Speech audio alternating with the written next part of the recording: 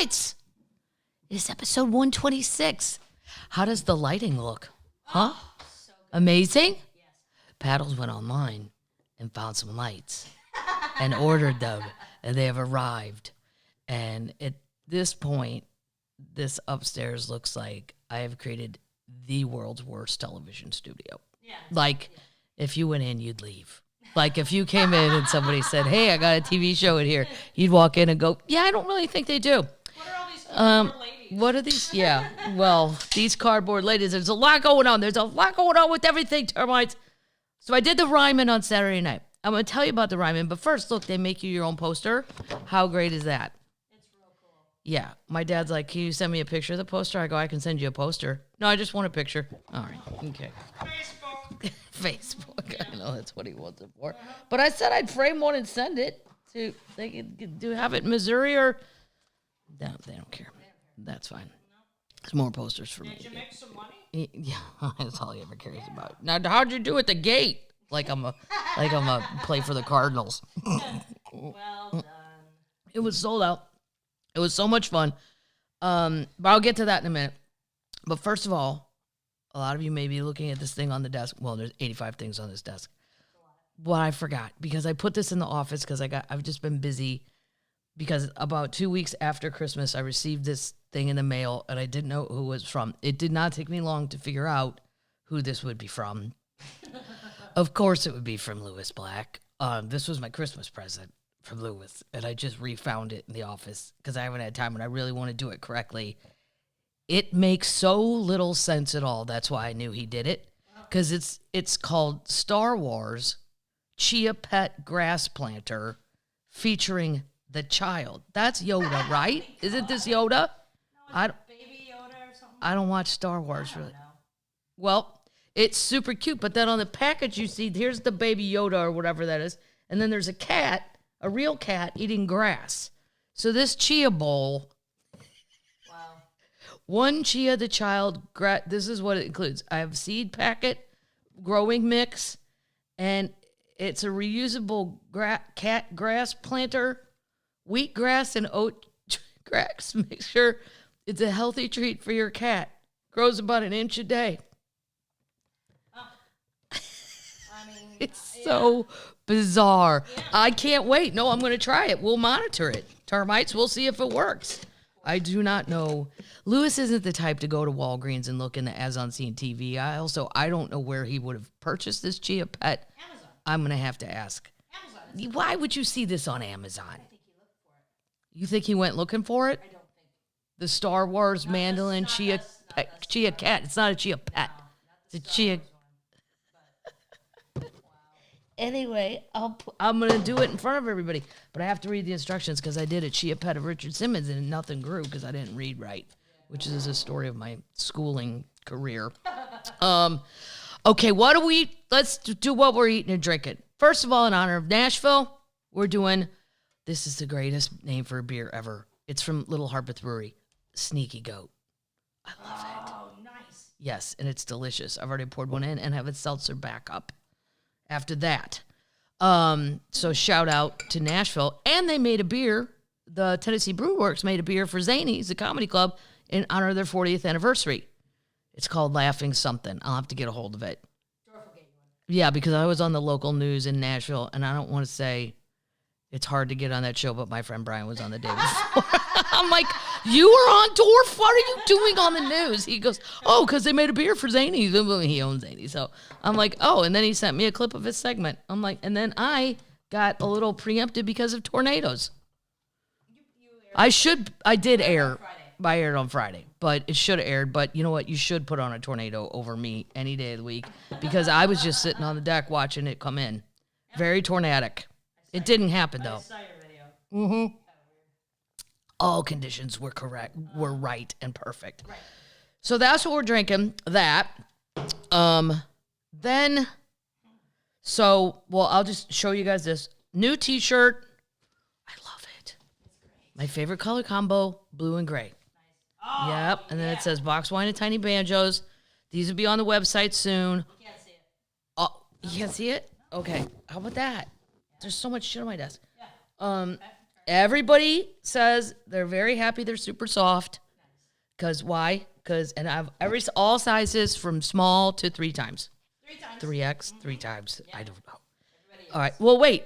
Here's the thing. So my new special is out on Amazon.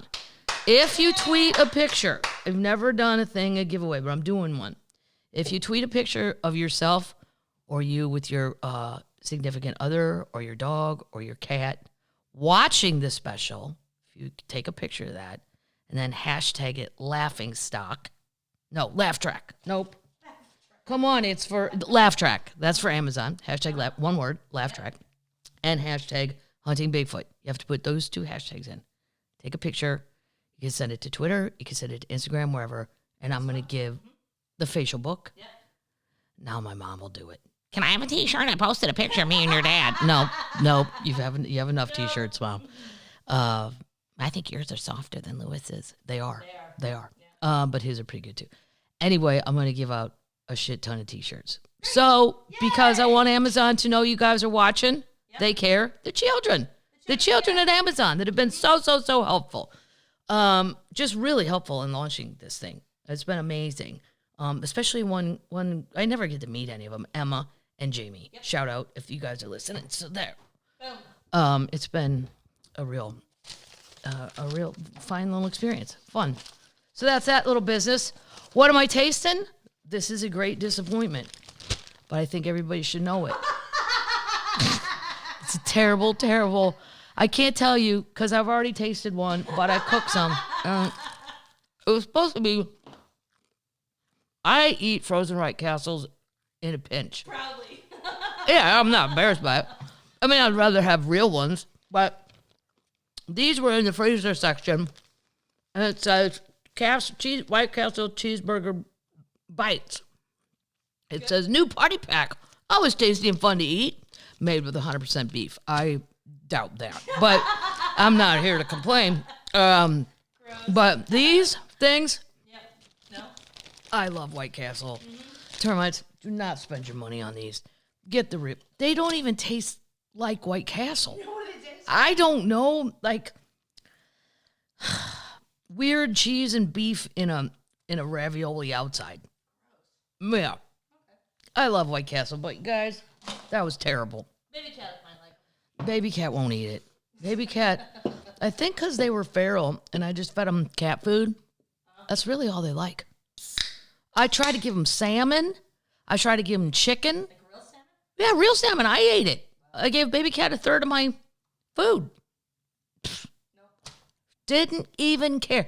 Like went over and smelled it and was like, nah. I think they're just cat food guys. I'm also gonna be tasting in honor of Nashville. It's Frank's RedHot Nashville hot chicken. Hot. Cool. Yeah. I love hot chicken. If you guys don't know what it is, it's a thing in Nashville. It was invented down here by an old lady that's super famous down here. And it's like fried, but not really fried, semi-fried, like blasted. Like you just would, I don't know, dip it in the fryer. But the outside, it's in the hot sauce. Oh, really? And yeah, you can get levels, like medium. A couple of them have blow your minds. I would recommend you never do that. No, do not, because it really will. You won't taste anything for 4 more days after that. So I hope that's your last meal. Oh my God. Frank went way too far. Oh. That's way too hot. Oh. And I like hot. Oh my God, no. Oh, okay. No. Water. Water on the set! I'm not supposed to have labels? Yes, I can. But sure, I can do whatever I want. Water. Why didn't somebody tear off the Fiji label? Because it's a free podcast. And I happen to like Fiji. Mm-hmm. I don't know why, but I think it's the best. It's thick. Yeah. I like it. It does. It tastes different. Now, this is crazy. So, no, that was terrible. Oh, Oh, 0. my God. So hot. That doesn't taste like hot chicken. No. I forgot to bring up my shrimp cocktail sauce. I'll do it next week. I'll save that. That was from somebody that came to the Ryman too, so that was very sweet. Then this kid, a young termite, one of the children. Nice. I like Sean, graphic design, sophomore, majoring in that at Lipscomb, right up the street in Nashville University. This made me laugh. He said, as a proud spokesman for the children, I want to thank you for the laughs of the podcast. I keep doing it while I do homework, driving, everything in between.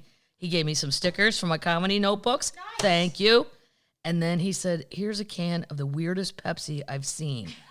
Peeps. Oh, God. It's got, okay, my mom loves Easter Peeps, right? Those little bunnies or what are they? I don't, chickens? I think they're both. Are they chickens? I think there's chickens and bunnies. I think school's closed today, and I passed the elementary school by my house, and there were 2, well, maybe 4 enormous chickens right next to the swing set. No, I mean turkeys. And I was like, wow, is this what happens when they don't have school? The turkeys are like, fuck yeah, we're just going to take over the playground. Anyway, this is Pepsi times Peep, artificial marshmallow flavored cola. And it's made by Pepsi. Healthy. There's a little picture of that little chicken or duck or whatever it's supposed to be. All right, now fair warning, I do not like marshmallow stuff. My mom loves them. Ugh. Mm.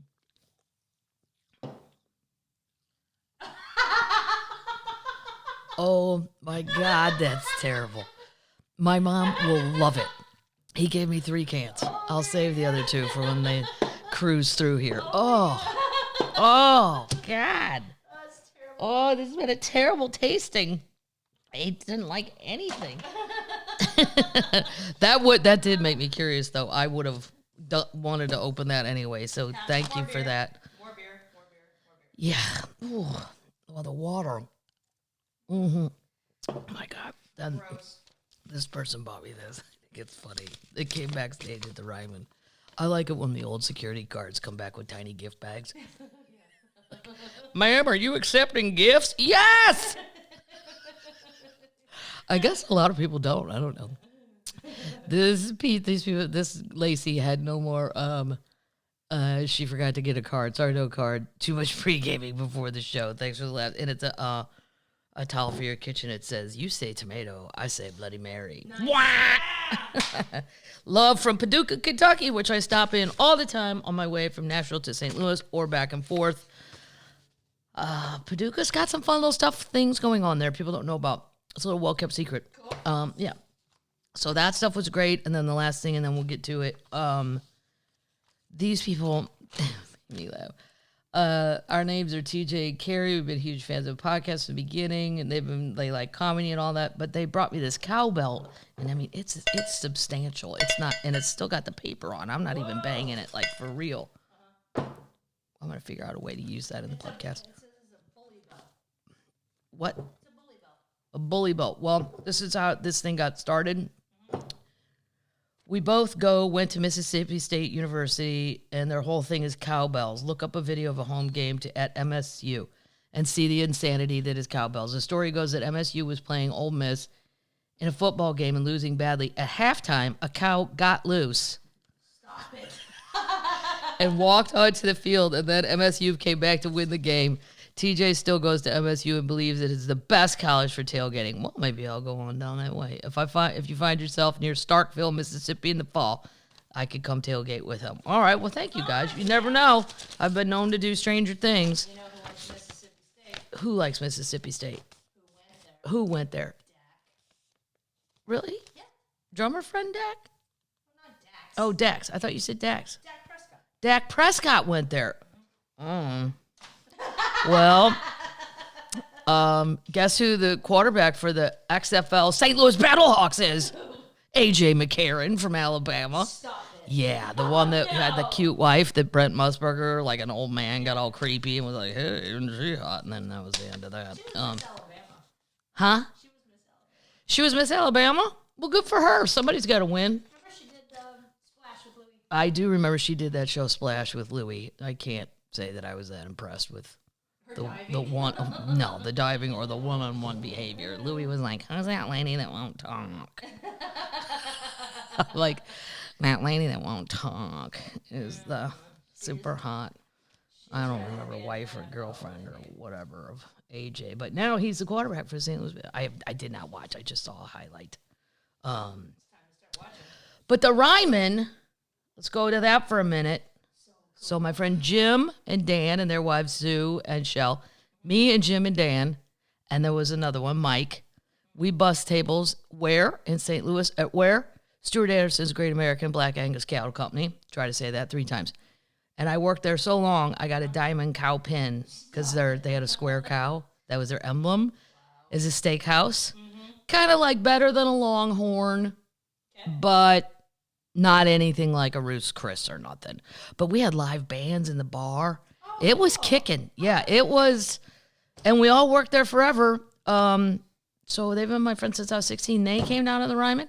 And then I was told by my neighbors that Joan Jett was there. I heard that. And I'm like, dang, why didn't I get to say hi? I love Joan Jett. Yeah. I've seen Joan Jett here in Nashville with Cheap Trick and with Joan Jett and Heart.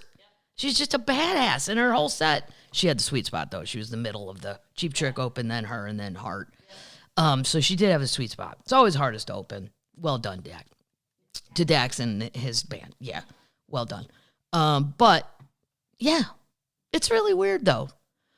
I think, really? Was Joan Jett there sitting there listening to me tell jokes about my parents' Band-Aids? You know, it just doesn't, like, rock doesn't add up to comedy, ever. But I guess they want to laugh, too. I just don't, it's very hard to picture some, like, rock and roll badass. Here, sit down. I'm going to tell you 20 minutes about my parents being 80. It's, She wore a cool jacket. she had a very, yeah, well, because my neighbor sent me a picture and said, do you know this person? Because they were kind of sitting where my friends were. And I'm like, looks familiar, but no, I don't think. I mean, I couldn't tell. Yeah, but that's what I was told. So, and then my friend Stormy Warren from the XM Highway, that channel that I go on there a lot, and I don't know enough about country music to really have any knowledge of that. But he just, he's very sweet about that. What? Came with his wife, Allie. His wife Allie is very nice. Yeah. There and Dusty Slay opened. He did great. He killed. It was all sold out. I'm trying to think if there was any. My neighbors were there. Justin, my boat guy.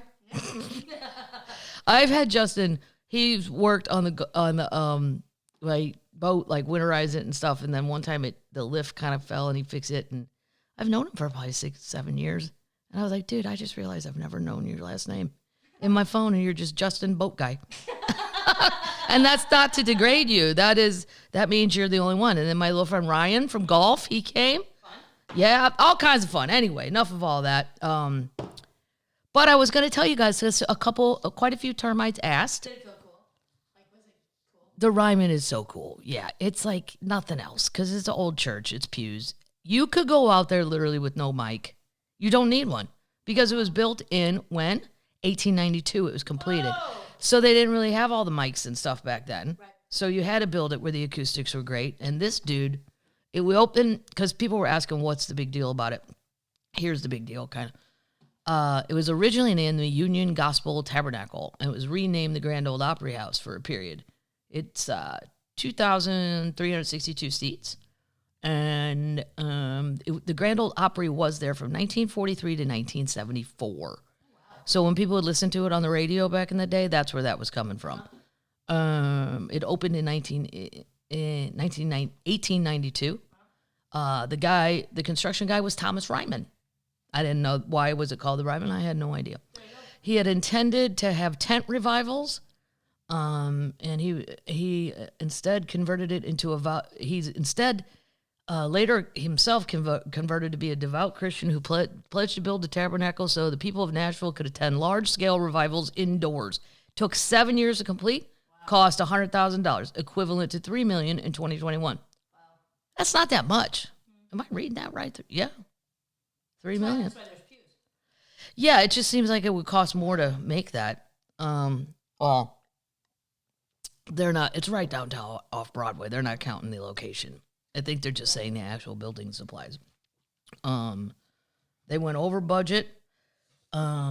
Yeah. But see, I think a lot of people, when they think they're coming to Nashville to go to the Grand Ole Opry, they think they're going here. Right. And you're not. Right. It moved. It's like 15 minutes outside of downtown. And my friend Jim's like, I don't know, Kath. I think I like that one out in the suburbs better. The seats are more comfortable. These pews killed my back. I'm like, Grandpa, shut up. This place is historic. Well, you want me to bring you as padding for your back next time? And then I thought about it. Every show I've seen, there's been music, so I stood up. Yeah. I didn't sit. It's weird to stand in comedy. Yeah, it'd be real weird if people started standing up during a joke going, yeah, yeah. I'd be like, oh, no, that's not the proper reaction. So many people were at the Grand Ole Opry when it was there. You can go down there and tour it, though. They have tours all day at the Ryman. And the Grand Ole Opry, the new place is very, very nice. It just, I don't think some people, old people, I don't think they think that's where they're going. I think they're picturing, oh, we're going downtown. And you're not down there, and you're a good 12, 15 minutes away. Maybe an Uber ride be fine, but, yeah, then there was a little flood. But anyway, that's kind of the big deal. And that's why it's all these people you would know that have, I mean, it's all mostly country people, that singers and stuff that you would know. It was on George and Tammy. Yeah, it was on George and Tammy, the show that I loved. It was there. It was on there a lot. Super cool. The new Opry's got everything out there, too. It's a whole development called Opryland USA. It's got a theme park. It's got a water park inside. Cool. Their Christmas decorations are phenomenal. Yeah. I go every year. I don't want to miss that. So that's it. That's about it.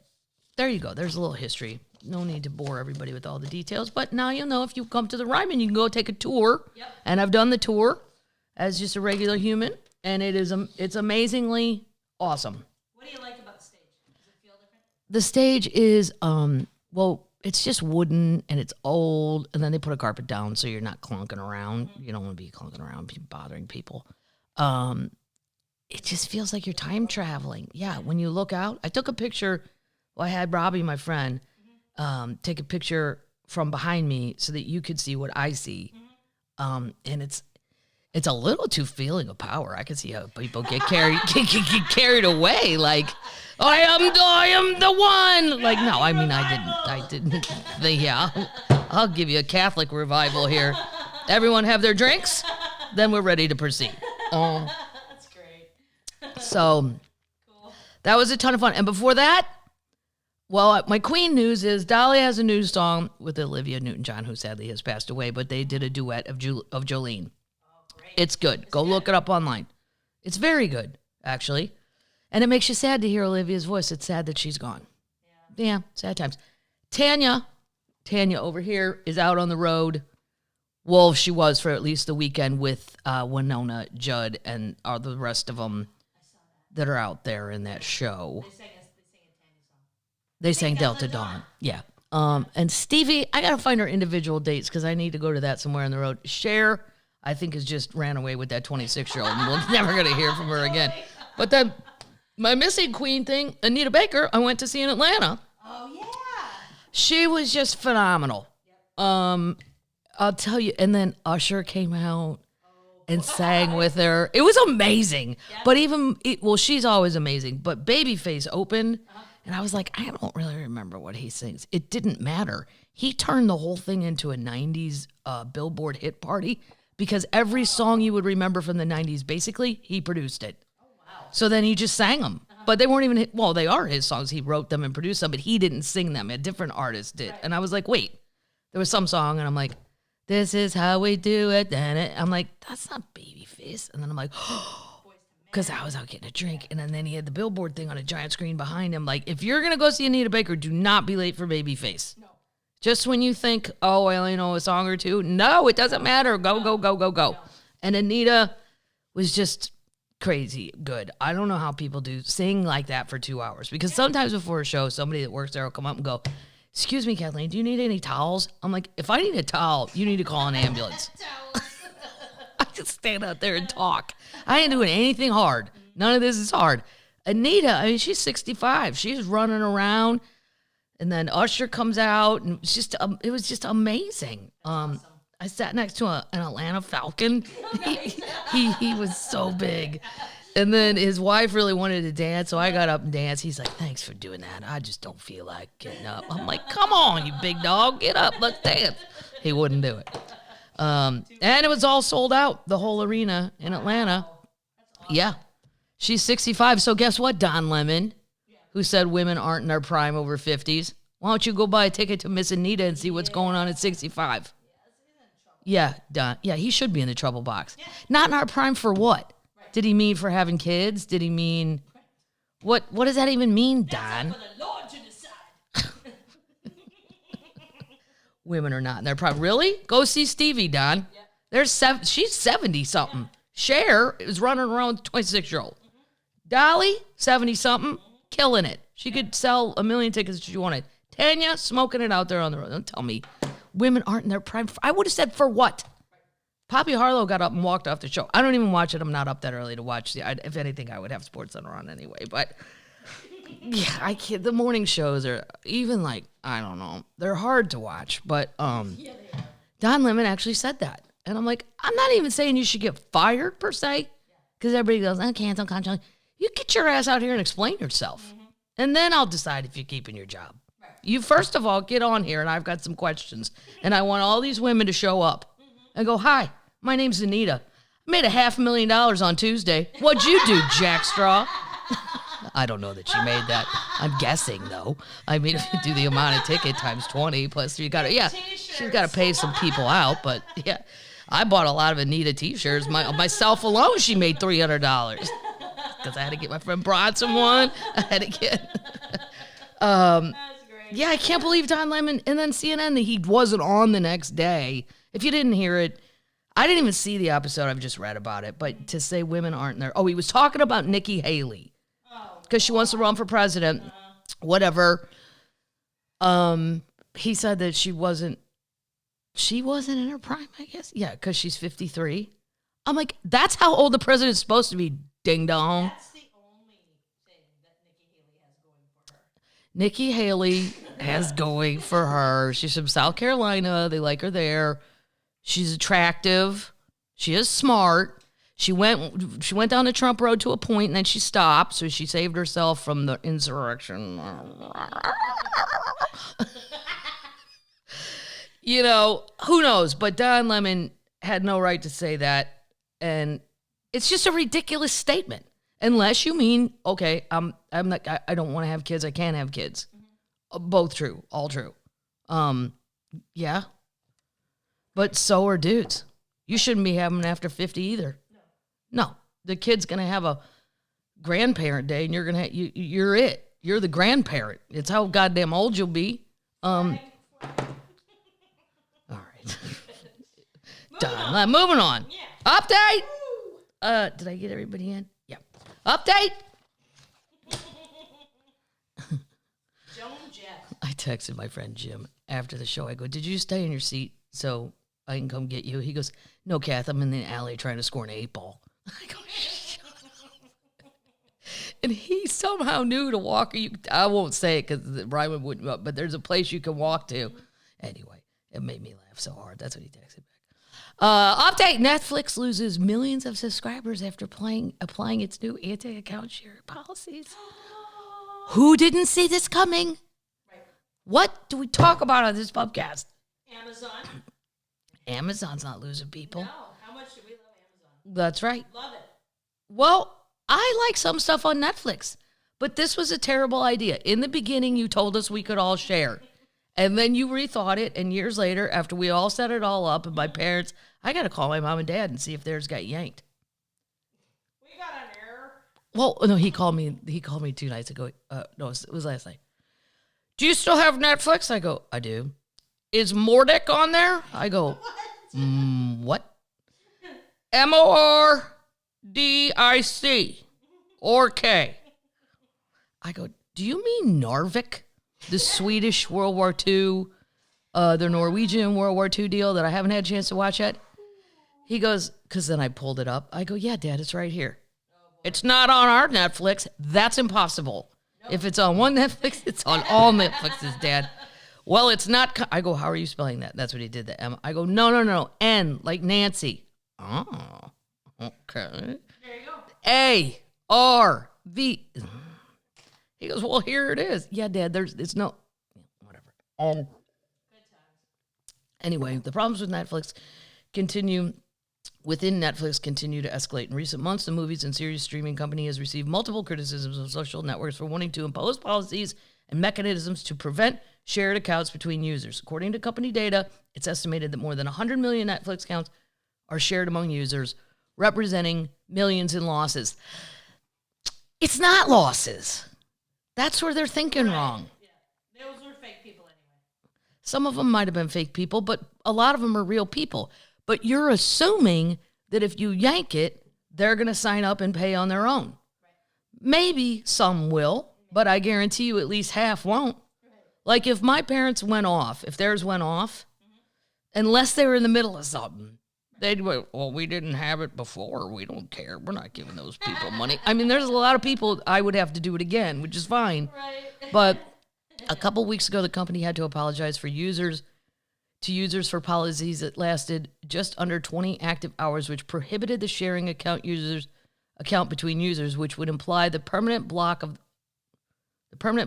of the platform. However, those conditions were changed for a less strict one, allowing temporary access to a user outside the so-called main home.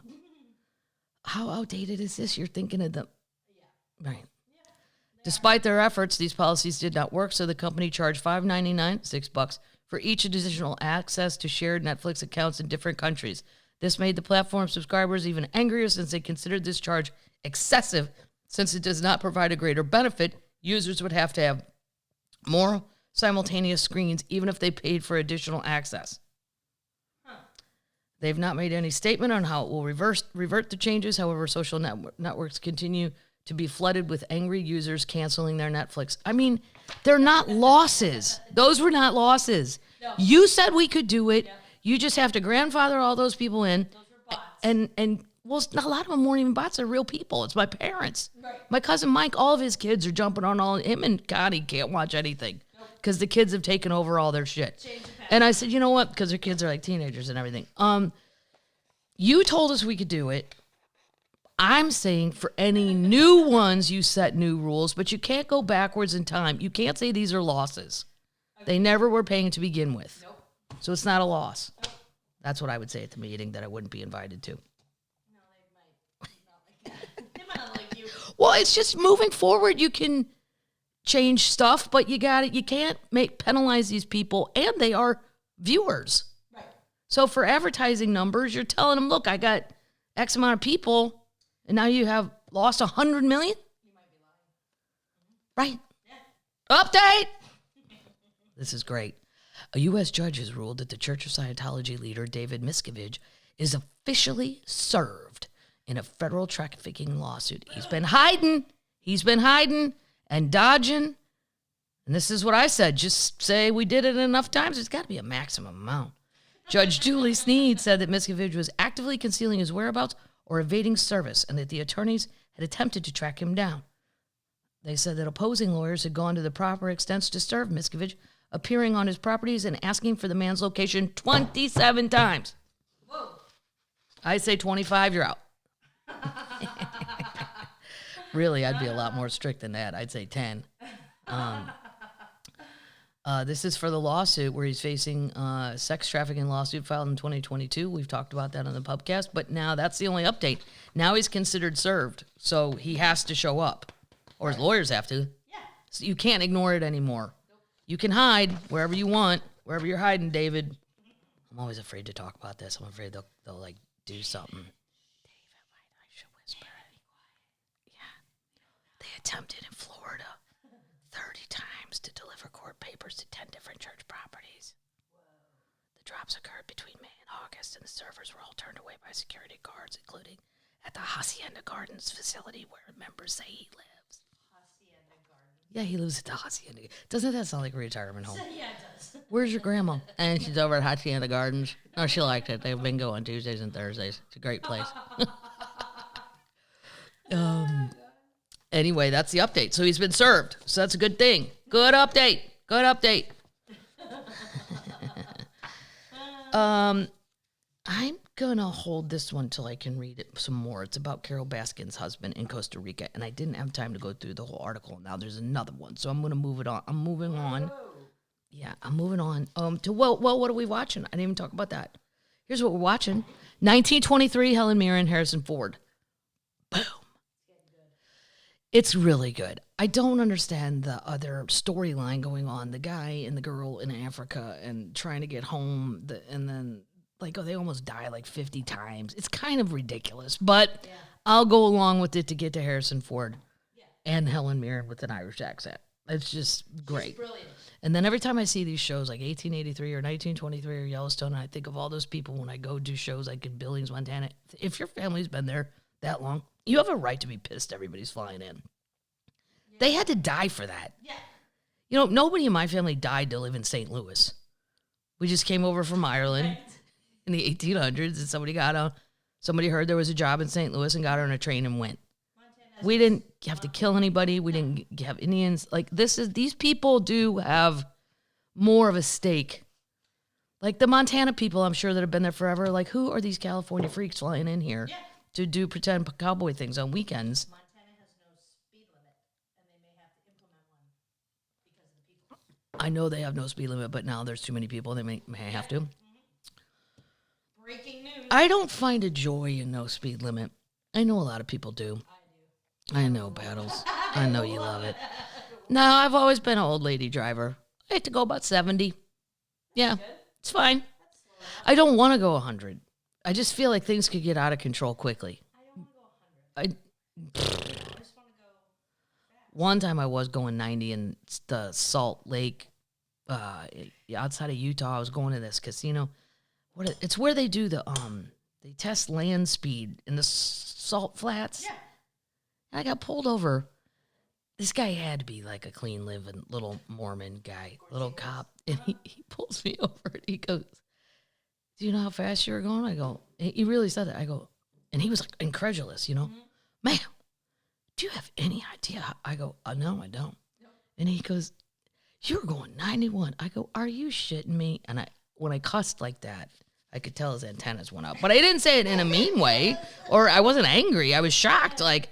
And he goes, where are you going? I said, I have a show at the such and such casino, Peppermill Casino. And he goes, well, when's your show? I go, tomorrow. I think he thought I was going to say tonight, but I was just stupid enough to tell the truth. I go, it's tomorrow, but I haven't seen a car since I left that area where I rented this car. What does it matter how fast I'm going? There's nothing to hit. It's totally flat. I don't even know where he came from. It's like he came from the earth. It was super weird. He gave me a ticket. I paid it online. It's fine. But I only was going that fast because it was a brand new spanking rental car that was super fancy, like a Cadillac Escalade or something. It didn't feel like I was going 90. See? Because you're a tiny person. Yeah. Holy shit. They found it. We're moving on. Oh, I forgot to say, if you like golf, because I think if you don't care about golf, you're going to find it boring. Right on the front page of Netflix, it's called Full Swing. And it's about the PGA Tour and the Live Golf that I've told you guys a little bit about. Not going to go in deep because there's not that many people out there that love golf. But what makes me laugh is on Twitter, when it's trending, Full Swing or PGA, there is not a person, not one, that likes Brooks Koepka. Even the douchiest of douchiest guys are like, okay, that guy's a douchebag. And his wife. Oh, the two of them. And I'm like, well, good for they found one another. Right. At least they're not bothering other people. I mean, whew, it is not a good look for him. Meanwhile, Rory looks like a saint. Jordan Spieth looks like an angel. I don't know. Like they did a whole episode on Matthew Fitzpatrick. I like Matthew Fitzpatrick, but I don't really care. No.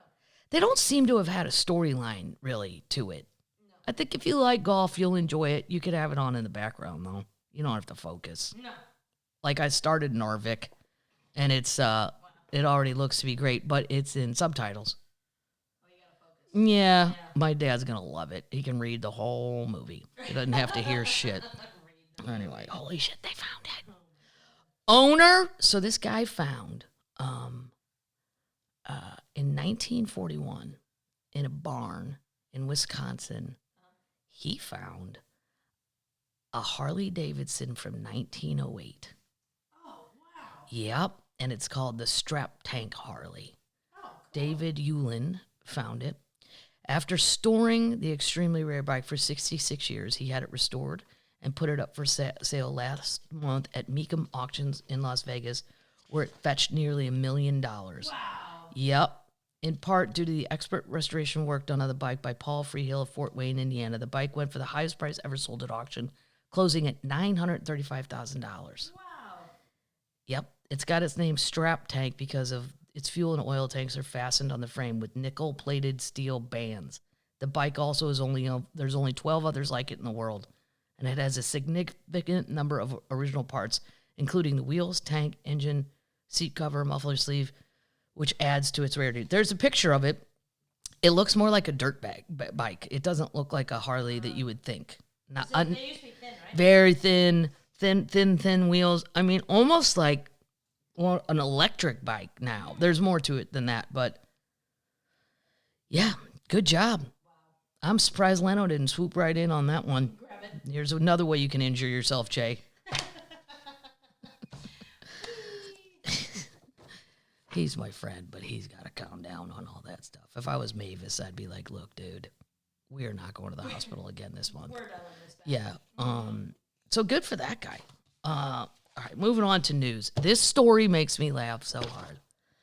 And I'm only laughing at the descriptions. I'm not laughing at the actual situation so that no termites get upset about this. But it's the way it's worded that I was like, who wrote this? Fire-breathing demon dog Ralphie returned to Niagara shelter. What? This is a picture of a French bulldog. Okay. It looks like Ron's dog Mustard. White with the sort of brindle patch on his eye. Yep. Look, and he's looking out a window in the first photograph, and he looks like the nicest, saddest little guy ever. But the people at the shelter have called him a fire-breathing demon. Now, I'm reading this to you because if you want him, he's still available. Ralphie, a New York shelter's adorable, quote, jerk dog. These are animal people that are actively calling this dog a jerk. He's been returned to the shelter again after his most recent and unsuccessful adoption. Ralphie proved to be more than she could handle, the shelter explained in an updated post to Facebook on Tuesday after the woman who adopted the French bulldog brought him back. News of the canine menace went viral in late January after the Niagara SPC. Yeah, they posted an eye-catching ad for potential adopters. Shelter employees describe Ralphie. These are their employees. A terror in a somewhat small package. Listen to what they say. These are animal-loving. You can't find better people than this to deal with. And they really believe everything belongs to him. If you dare test his ability to possess the things, wrath will ensue. They wrote, if you show a moment of weakness, prepare to be exploited. This is Ralphie's third unsuccessful adoption, according to the shelter. The pup's first family rehomed him after training was unsuccessful. His second family surrendered him to the shelter after he annoyed their older dog. What they actually meant was, Ralphie is a fire-breathing demon and will eat our dog. But hey, he's only 26 pounds. He's a French bulldog. I don't know how much shit one of these little things can cause, but clearly a lot. The shelter noted, sorry about that, that was my other letter. This one makes me laugh because you always hear people say this. The shelter noted that those who believe that, quote, all Ralphie needs is love should not apply to adopt the fearsome pup. He will totally exploit that. That's hilarious. Oh my God. Neither should families with children or other pets, as he has a history of biting. Dog lovers who aren't intimidated by Ralphie's formidable reputation can apply to adopt him with a letter of interest and dog experience resume, according to the Facebook post. They're also trying to raise $6,000 tuition for the training program. No one likes that it didn't work out for Ralphie, but he will receive the training he needs. I have never heard shelter people that are the kindest, nicest people in the world talk this shitty about a French bulldog. I mean, Mustard was fat. I bet he weighed 25. I bet he does. He's like a football. Yeah, he's a little football. Yeah. But I would never in my life, even when Mustard has growled, like if you get too close to his bone, he gives you the with the underbite. But I never was afraid he'd bite me. No. Even if he did bite me. Right. You know, it's not like saying it's a giant dog that's going to bite and rip my hand off. No. 26 pounds. I've had turkeys bigger than that on Thanksgiving. Yeah. Mm. Yeah. Wow. Ralphie. Here's one for you. That was great. Chicago. Midwest people. I don't know how y'all feel about this, but the Chicago Bears have closed on Arlington Heights property. Oh. Well, I know. I'm torn about it too. I don't know if they should move from the stadium, but I also know there's a million days that the Chicago people can handle that cold. St. Louis people, not so much. I can't. The old stadium's great, and it does bring a lot of business to downtown, and that's super important. But this one's going to provide a lot more new jobs in addition to the jobs. Listen. Last fall, the Bears released an open letter confirming that they had reached an agreement to acquire 326 acres of property in Arlington Heights to secure the potential of beginning a new and exciting chapter for the Bears, our fans, and the Chicagoland community and the state of Illinois. Here's the other thing. Most of my friends, aside from young comedians, do not live in the city anymore. So to go to a Bears game, you got to make a day of it, which is fun because you can say, okay, we're going to go out to dinner here, which brings more income to downtown and all the, wherever people are going to eat dinner. And then maybe have a drink afterwards, but also a shit ton of people live out in the burbs now. Yeah. So maybe it should be. I don't know. Well, I'm going to leave this up to the Illinois Chicagoland termites to say good or bad. Okay. I'm torn. The organization released a second letter on Wednesday announcing that it had closed on the property, describing it as another step towards realizing the vision that started in the first open letter last fall. Okay. The Bears stress, however, that closing on the property does not necessarily mean that a new stadium will be built on the site. Finalizing the purchase does not guarantee the land will be developed, but it is an important step in our ongoing evaluation of the opportunity. Well, what else are you going to do with 326 acres? Right? Maybe give that land to Ralphie and see if he can work out his aggression. There's a tremendous amount of due diligence work to be done to determine if constructing an enclosed state-of-the-art stadium and multi-purpose entertainment district, it gets so cold there. They might need, but I like football outside.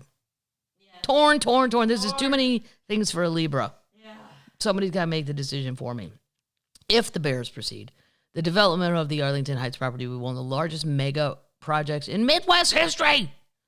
Possible construction of a stadium anchored develop is projected by analysts to create 48,000 jobs, generate $9.4 billion in economic impact for the Chicagoland economy, and provide $3.9 billion in new labor income to workers across the region.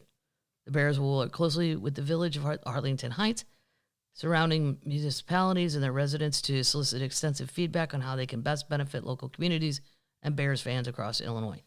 If the stadium is constructed, the Bears would not seek taxpayer funds for the structure. Good. The project would, however, require assistance to ensure feasibility, including securing property tax certainty and support for infrastructure commensurate with the public benefits the project will yield. I don't know. Everybody's moving on with new. Yeah. Nashville's going to get a new one. Because you want to be able to host stuff. You want to have multi-purpose things. If you have the roof, you can. True. Yeah. Yep, true. I don't know. Speaking of the Midwest, here's one from Missouri. Oh, boy. This is unbelievable. Josh Hawley from Missouri. But he's not from Missouri. He's from Arkansas. I don't usually like to get political on this Pubcast. But that Jack Straw said he thinks he's going to try to make a law to make anybody who signs up for a social media account of any kind that you have to be 16. Dude, you don't know how social media works. Whoa. And the last thing you want is the children angry with you. Don't piss him off. Wow. It's such a stupid... So that he wants to ban kids from being able to have TikTok or Instagram. However, and he's totally fine with this, Missouri Republican-controlled House of Representatives voted against banning children from carrying guns in public without adult supervision. Any child of any age can walk down the street with an AR-15. Now, I understand the hunting. I have nephews that hunt that are young, but they're with their parent. They're not walking around in the woods with a .22 rifle and no parent. No. And they're not in the public. They're not around. Wow. We defeated the idea that there should be a limit, or you should have to be in a company. It was defeated 104 to 39. Only one Republican voted in favor of saying that they can't do that anymore. There's currently no minimum age to openly carry a gun in Missouri. Calls for the change were triggered after a number of local holdups by armed teens. Yeah. There's shit going down in the city of St. Louis. You might want to rethink all this, guys. Right. Videos have captured groups of children openly carrying rifles, including military-style weapons, as they walk the streets. They're ganged up. We have 14-year-olds walking in the middle of the city of the street in St. Louis carrying AR-15, she said, recalling what officers had told her. Wow. Now and it actually says the children. This article actually says the children. The children have been emboldened, and they are walking around with them. Until they actually brandish them, and then brandish them with intent, our officers are handcuffed. While it may be intuitive that a 14-year-old has no legitimate purpose, it doesn't actually mean they're going to harm someone. We don't know that, argued Republican so-and-so. Right. Well, then why do you have it? Right. Protecting yourself from other children that have them? Lots of children. It's getting weird. We don't charge people with crimes because we think they're going to hurt someone. Well, guess what, dude? I don't want to be walking down the street in St. Louis and see kids, any children or adults, adults with assault rifles walking down the street. No. It's intimidating. Yes. Scares the shit out of me. Do I have a right not to be scared? Yes. I don't think so. You have a right. Since 2017, Missouri residents have not been required to take any safety training, to undergo criminal background check, or even have a gun permit to carry concealed firearms in most public places. Republicans welcome the looser rules, but law enforcement did not, which is weird because usually the Republicans say they want to take the mantle of we're pro-cop. Right. But the cops are like, hey, man, can you help us out? We don't need the gun. Until the guy shoots the gun. Right. The failure of slightly safer gun proposal came this week after Republicans sought out a law to require females to cover up their arms with a jacket while in the chamber. I just like the fact that if I had like a tank top on, my arms are just going to sexually excite you so much you can't fucking control yourself. It's an arm. What kind of perv are you? I mean, it's so juvenile. Wow. The Republicans updated it to allow cardigans. Oh, thanks. How futuristic. A cardigan. Let me see if I still have my grade school sweater. Oh, shit. Wow. That's just Missouri ringing in.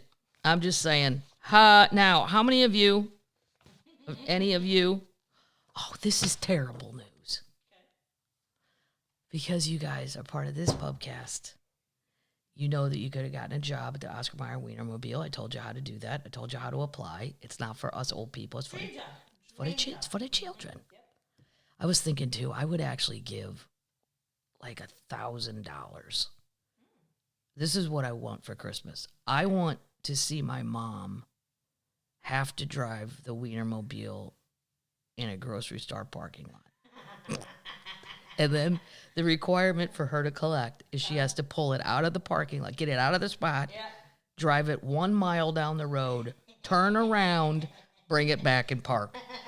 That would be the most entertaining thing that I could see in 2023. I'm sure of it. I'd skip every concert, everything. Yeah. Anyway, Oh my God. because if you listen to this podcast, you're up to date. Guess what? The Oscar Wienermobile is out there. The children are driving it, doing their social post. Perfect. It's 27 foot long, which is long. The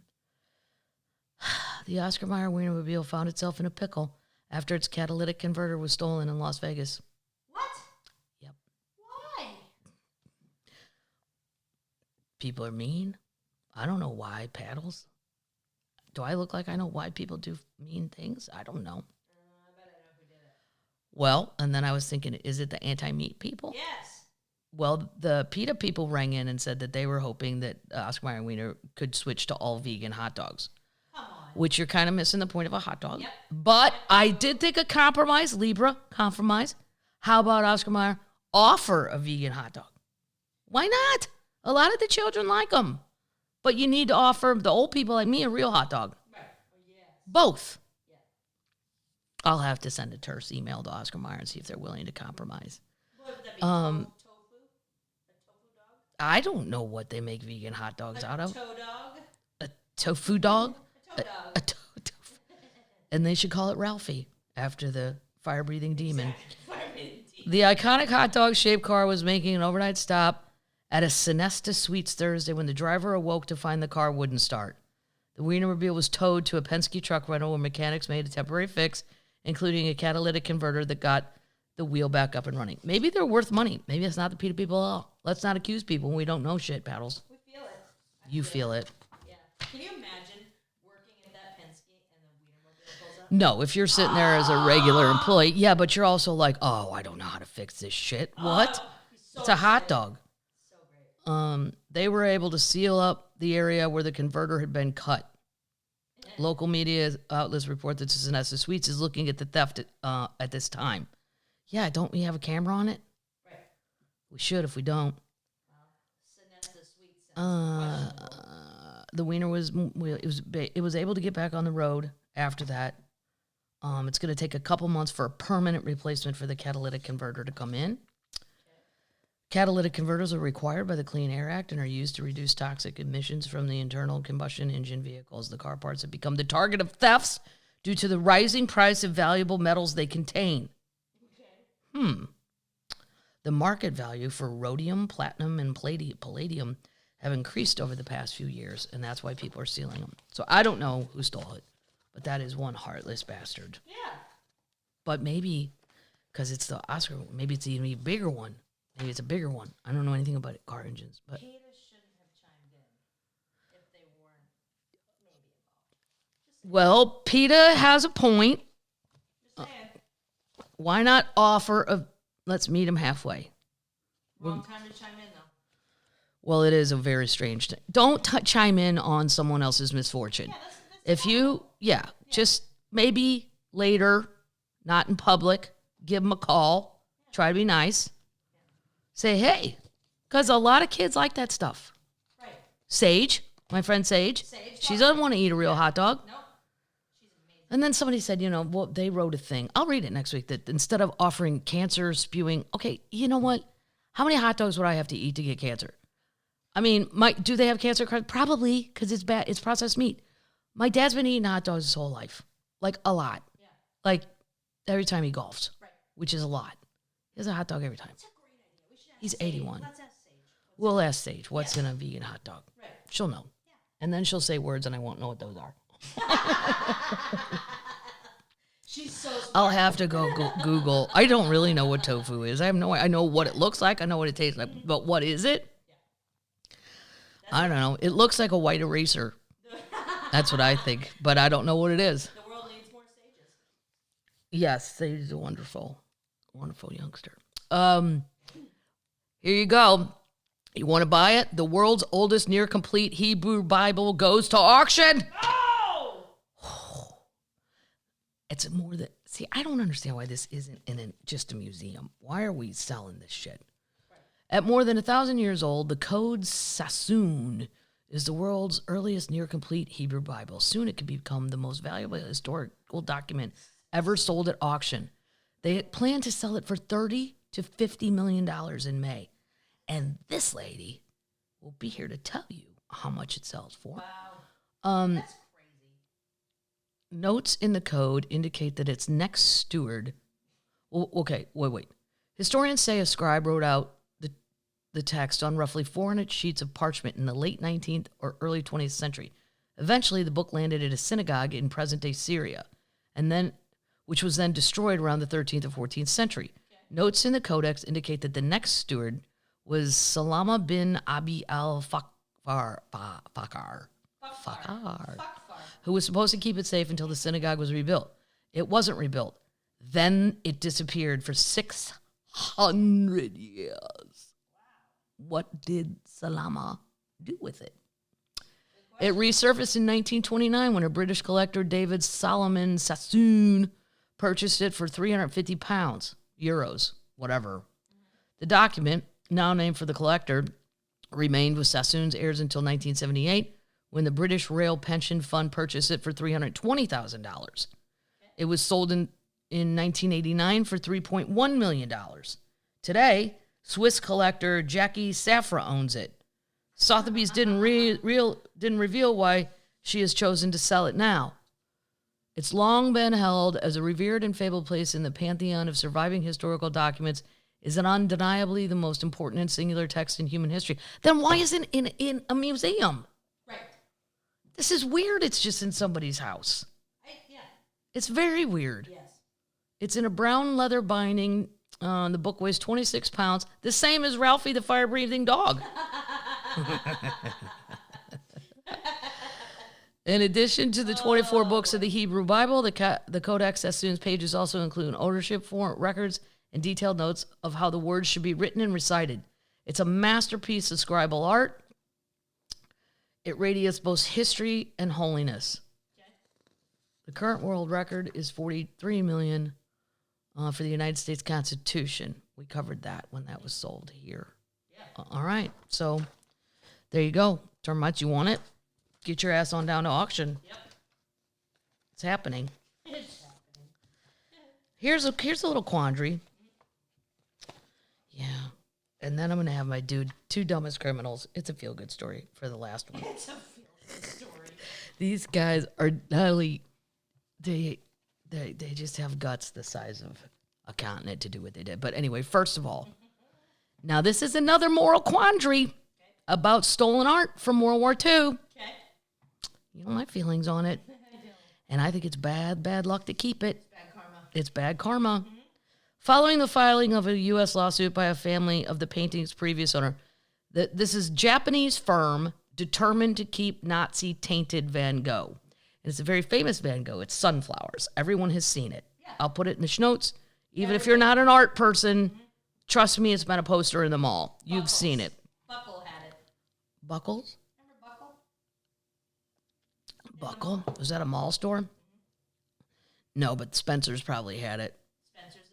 They had the posters in the back. And then it was weird because as a kid, you're like, there'd be a picture of Henry Winkler, like the Fonz, and then the next one would be a Van Gogh. And you're like, what? Right. What the fuck? What?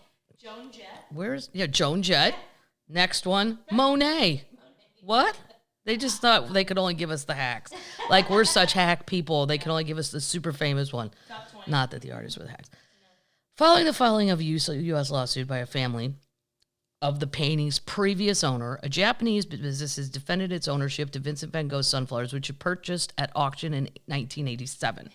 The painting, one of the 5 original versions of the iconic still life, was purchased at Christie's in London for $40 million by the forerunner of insurance giant Sompo Holdings, whatever that is, briefly becoming the world's most expensive picture.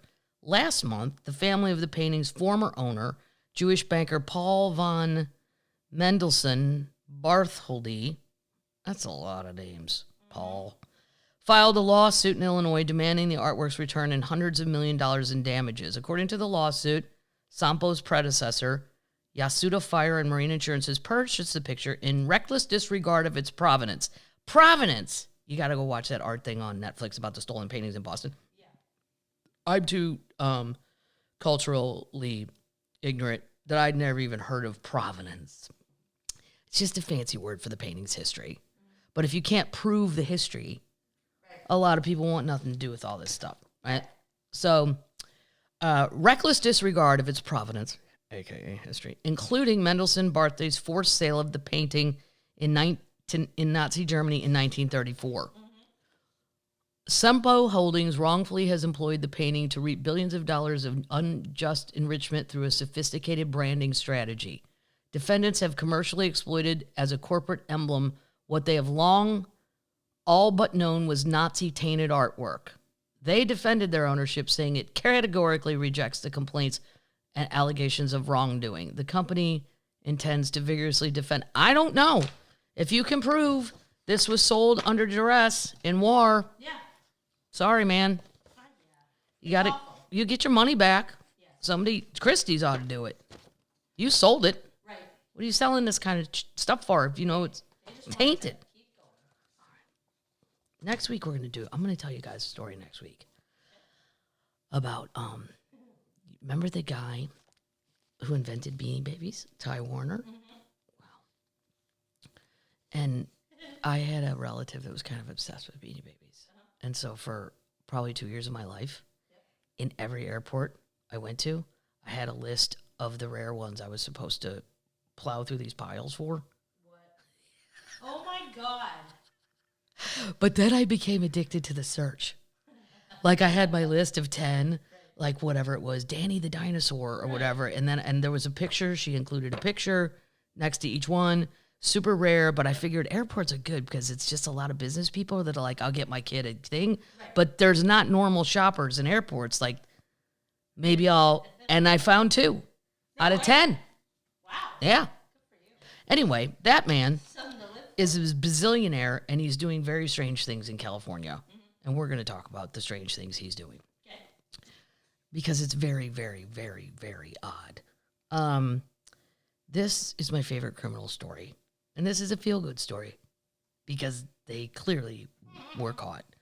Audacious attempt to crane lift away a 10-ton pharaoh statue. Okay. Did you understand what I just said? Uh-huh. They got a crane and they were going to steal a pharaoh statue that weighed 10 tons. 10 tons. Thieves tried to loot a giant antique statue by prizing it up with a crane, ended up in police custody in Aswan in Egypt. The statue of Pharaoh Ramses II weighs a whopping 10 tons. According to the Telegraph, the Egyptian Public Prosecutor's Office issued a statement saying it would detain the men for 4 days, charging them with, quote, attempting to steal a pharaonic statue. The statement added that the three were arrested in possession of manual digging tools, heavy equipment, and a crane. How did they ever think this was going to work? No, Bob. Just be quiet and hear me out, Bob. Hear me out. So we're going to rent a crane, just like you rent a bobcat. Or, come on.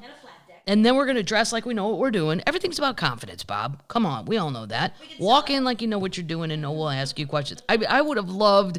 These are dumber than the Michigan rioters in the vacuum repair store. We're going to capture the governor. Then we're going to extradite her to Wisconsin for some delicious cheese. They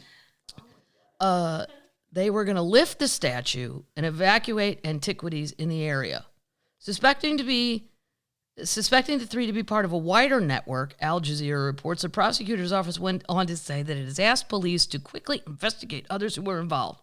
Further, the Antiquity Authority in Aswan confirmed the antiquity of the statue and attributed it to the Ramses II. So it was definitely, and then they go on to tell you who Ramses was. We don't really care. I want to see if they found traces of drilling they had already started drilling. Wow. So they got that far. That's weird. They also seem to be carrying away from the base's Greco-Roman period from the site. The quarry is spread over 36 acres. Or maybe they thought they'd blend in at a quarry. Maybe. It's a dumb criminal thing. It's super stupid. Aswan is very rich in archaeological sites. The Temple of Isis, very famous, from the Roman era, being one of the star attractions. Discoveries of antiquities continue to be made in Aswan even now. While it's unclear what alerted the police to the operation, the thieves' mobile phones had video footage sent via social media apps of the statues suspected to be archaeological and other clips of the evacuation. That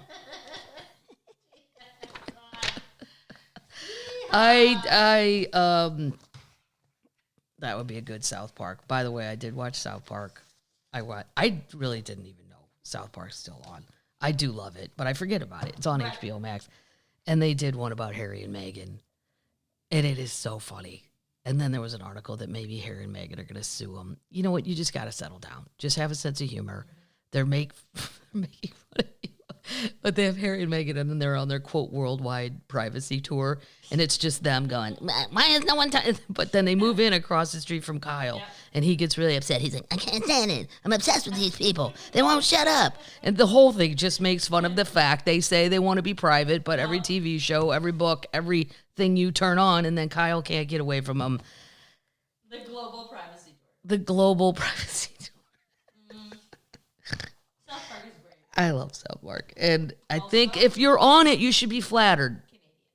It's Canadian, right. By the way, if you watch my special at the end, you'll hear the very famous Canadian Jan Arden singing. She's the song at the end. And it's very funny. And you should go watch her show, Jan. I made Lou's already in season 2, and he can't stop laughing. It's so funny. It's so great. It's so funny. Yep. And I don't say that hardly ever because I usually watch serious things. Whoa. Oh, no. The Loch Ness Monster's gone down. All right, termites. I'll tell you where I'm going. Where are you going? To Los Angeles, California. What are you going to do there? I'm going to be on the Kelly Clarkson Show. Oh, yeah. It won't air at the same time. It'll be a while. Be a hot minute. She's great. But I've never met her. Everybody says she's super nice. We'll see. Hope so. Be weird. Well, I don't know. I've done talk shows where I didn't think the host was very nice at all. Yeah, but I was still funny. Yeah, some very unfriendly late night people. I won't get into their names, but I think you could all guess. Jay Leno not being one of them. No. Very friendly. Even talked to my mom and dad on the phone. Then my dad hung up because he didn't know who it was. Some man busted in on a party line. Dad, we haven't had party lines since the 70s, and that man was Jay Leno just being polite and saying hi to you and Mom. Oh, we'll put it back on. He has other things to do. Daddy left. Jesus. Hello? Mr. Madigan? Mr. Madigan? I'm like, shit, did he hang up? Jay's like, yeah, I don't know what happened. He's not on the phone anymore. Oh, my God. Kelly Clarkson. And then New Orleans. 2 shows. Huh? Oh, yeah, I want to go see my friend Tom Papa and be on his Breaking Bread with Tom. He cooks bread. Really? You know what's amazing is the amount of bread he cooks, and he's never fat. If I cooked all that bread, I'd weigh 320. No problem.